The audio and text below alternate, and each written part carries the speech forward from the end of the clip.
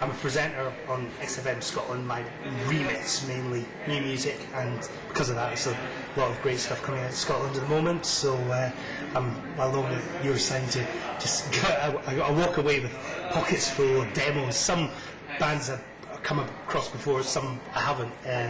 But it's a great chance to actually meet people who sent me stuff as well. Before I was quite suspicious of the whole idea initially. Playing demos and decks, like a DJ set with demos, and that's a bit of a naff idea, no one's going to be interesting. But more important than that is the fact that it's a great chance to network, and that's why I'm here, just to meet people and to get the vibe on bands as well, because there might be lots of people mentioning the same band and I might not have come across them before, and I've got that insider knowledge, so it's cool.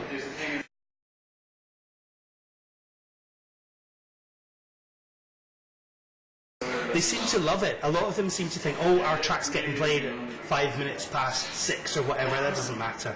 It's about who they meet and who they can sort of contact. And there's a number of bands that have met press or A&R or whatever by simply coming to your sound, and even got themselves support gigs with other bands off the back of it, because they've met another band, they're like-minded individuals, and that's led to sort of getting that next step up the ladder. As I said, I was quite sceptical about it at the start before I saw exactly how it worked, and now I'm a huge fan.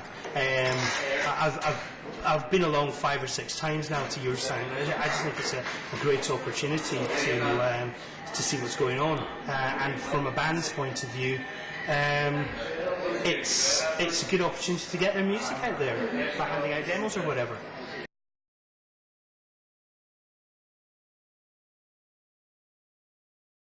You can be the best band in the world, but that doesn't matter if nobody knows about you.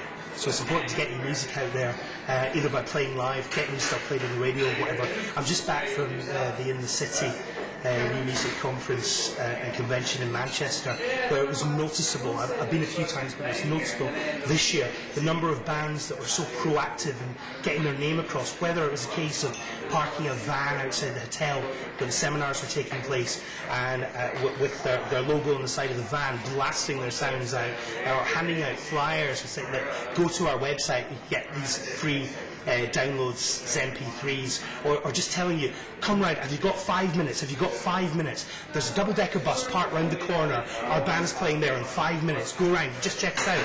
And you do, because it would be rude not to if it's just round the corner. So many great ideas, and there's a lot of bands who just think, oh, well, why don't we get played on the radio? Why don't we do this? Because you've not told anybody about yourselves. I'm very wary when I'm putting my show together of looking at bands. If I've got 2 bands of similar quality, one has a bigger profile, I'm more likely to play them. I might like both of them, but one of them, well, I know nothing's going to happen because they're not out there. And it does make a difference. So for being known, getting gigs, getting the airplay, getting written about, reviewed in the Daily Record or whatever.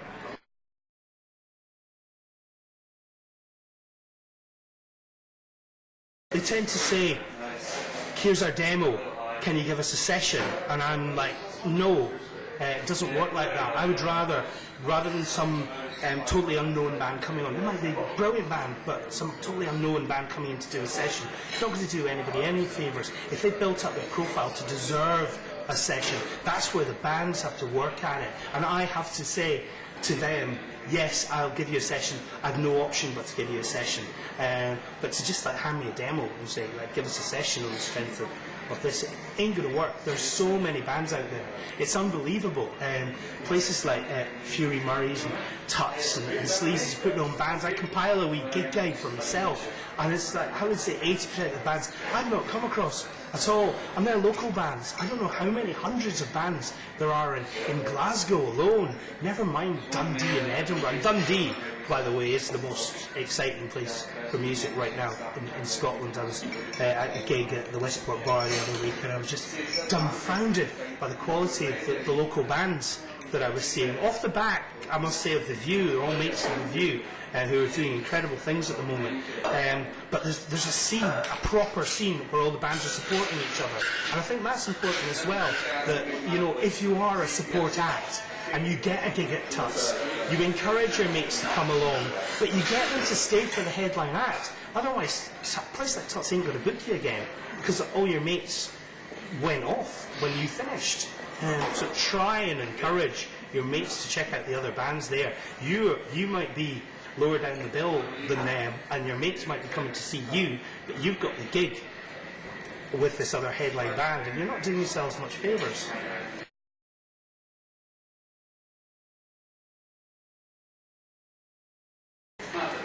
You get various courses that you can go to college to study music and things. I think actually being in a band and playing around and learning off other bands, speaking to other bands, if you get a gig supporting a band, speak to them. Don't just like go in a wee corner and then come and do your own sound check. Speak to your band. There's a few bands that I've come across. There's a band from Edinburgh called The Dials, and I ran into them at Tea in the Park.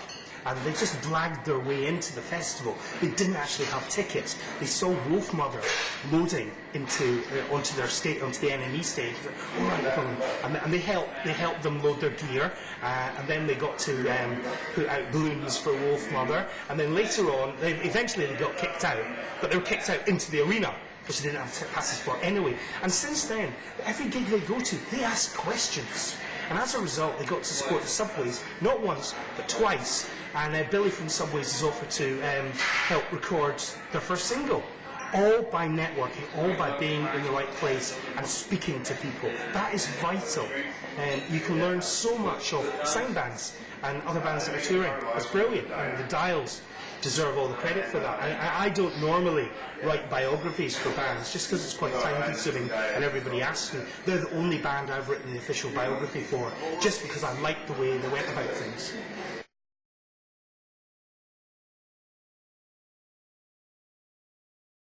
Xfm is an established radio station, especially in London, where it's probably the station of choice for the music industry. So Xfm London can maybe get away with more. We have to maybe try a bit harder, but in terms of me personally and what I do, XFM is totally my station, the sort of station I always wanted to work for, whereas the previous station was as well. It turned into something slightly different, but for me, XFM is and it's in Scotland, which is so important for me. I've worked in London, and London's a fantastic place to live and visit for a short time, but not to be there for a long time. And XFM's given me something that I've always been looking for personally, but from a marketing point of view, it'll come. I think we still need to convert a lot of people, and people still, because if you were to launch another XFM in nearer London, people would know exactly what it is. But there's still, people don't quite get it yet, but they will once they just listen to it and understand what we're all about.